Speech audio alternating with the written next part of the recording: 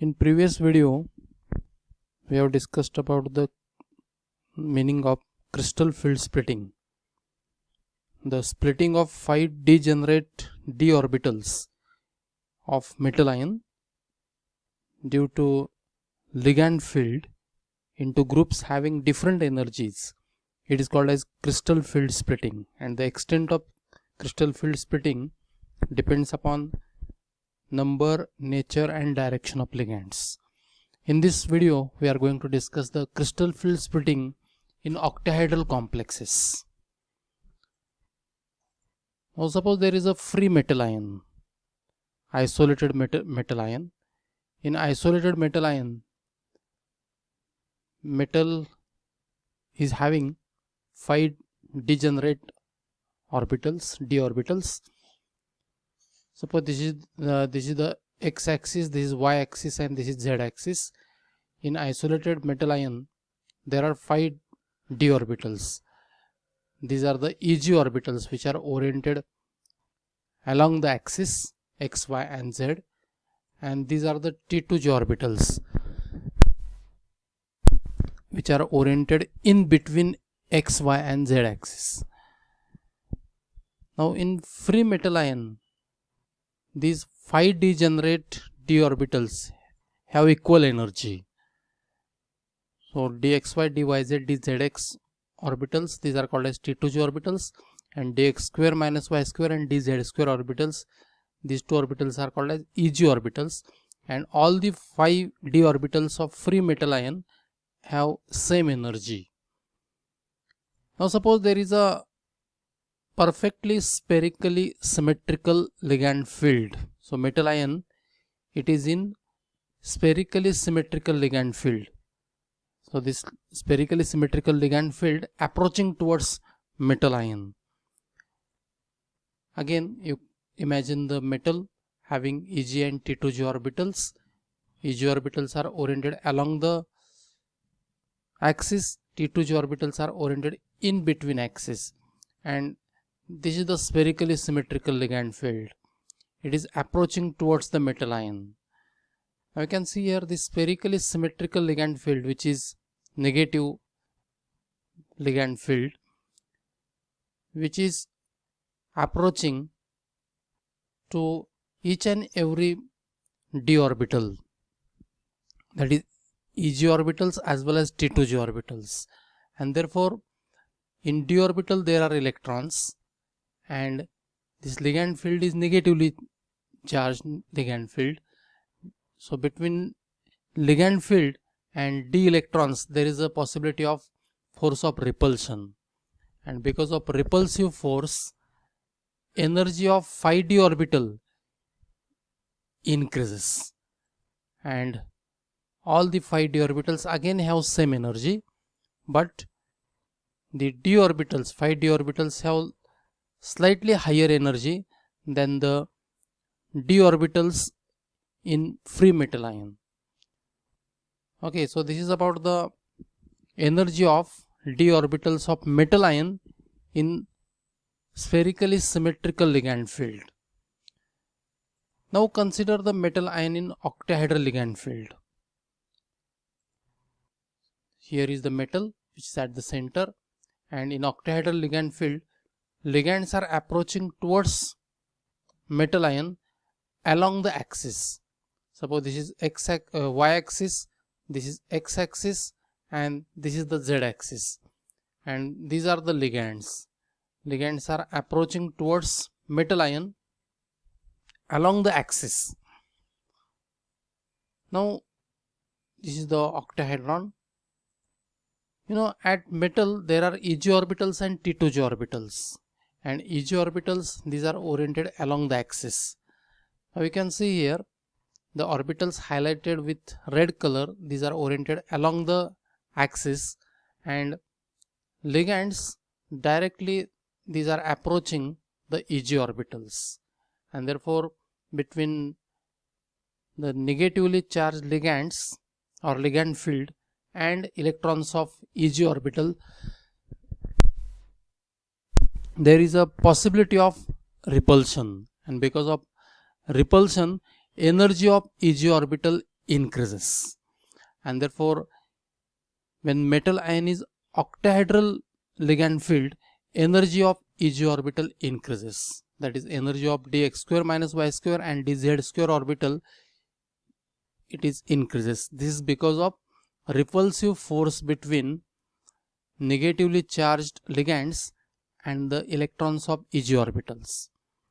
Okay, now consider the T2J orbitals. These T2J orbitals highlighted with blue color, these are oriented in between axis x, y and z axis, and as ligands are approaching towards metal ion along the axis, these T2J orbitals, these will be away from the ligand, that is negatively charged ligand, and therefore between the electrons of T2J orbital and ligand field, there is no question of repulsive force, because these electrons and T2J orbitals, these are away from the negatively charged ligand field, and therefore T2J orbitals, as they are away from the ligand field, their energy decreases, because these T2J orbitals are stabilized, Eg orbitals are destabilized, and therefore their energy increases.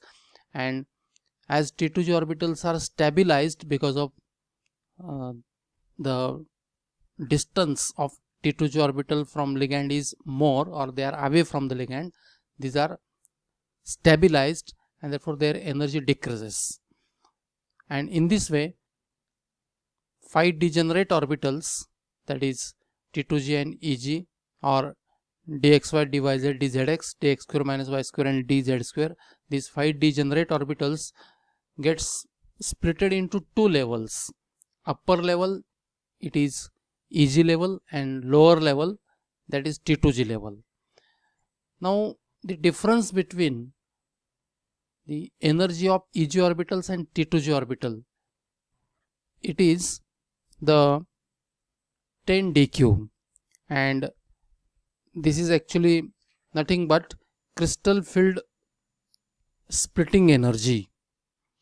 The difference in energy between the two sets of d orbitals, that is T2J and Eg, it is called as crystal field splitting energy in octahedral complexes, and it is denoted by 10 dq or delta O.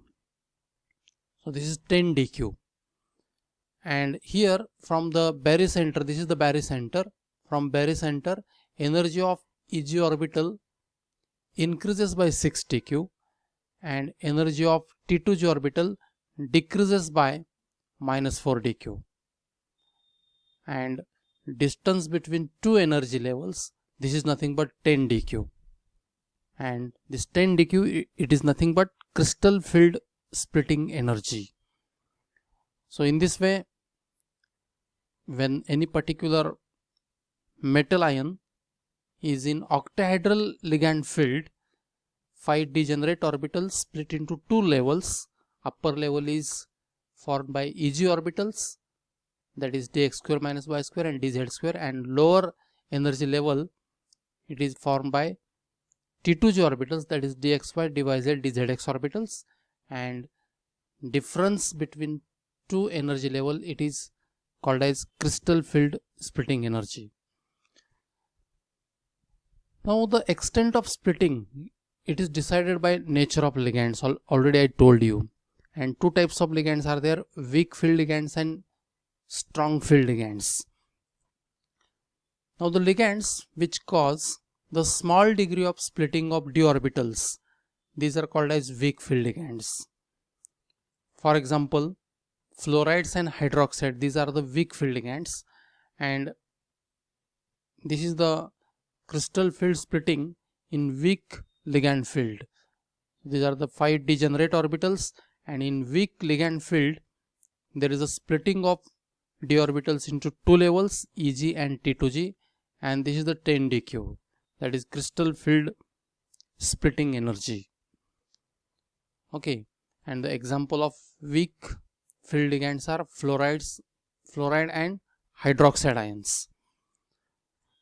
Whereas the ligands which produces splitting of d orbitals to the large extent, they are called as strong field ligands. For example, these are the degenerate orbitals, 5 degenerate orbitals, and when metal ion, it is surrounded by strong field ligands in octahedral complex, then there is a large splitting or greater extent of splitting. So upper level energy level, it is Eg level, that is dx square minus y square and dz square, and lower energy level, it is T2G level. And here you can see in weak field ligand there is a less extent of splitting, whereas in strong field ligand there is a greater extent of splitting. Examples of strong field ligands are cyanide, carbon monoxide, etc. And the crystal field splitting ability of ligands follows the order. Carbon monoxide, it is the strongest ligand, it causes largest crystal field splitting. So carbon monoxide, it is the strongest ligand or strong field ligand, then cyanide, then NO2 minus, that is nitrite ligand, then ethylene diamine, then ammonia. So up to ammonia, all are the strong field ligands. Then water, fluoride, hydroxide, chloride, bromide, and iodide. Iodide, it is the weakest ligand, or halides, these are the weak field ligands. Okay, so especially fluoride, hydroxide, chloride, bromide, iodide, these are the weak field ligands. So in this way, the order of splitting ability of ligand decreases from carbon monoxide to cyanide to nitrite to ethylene diamine, and the weakest ligand is the iodide.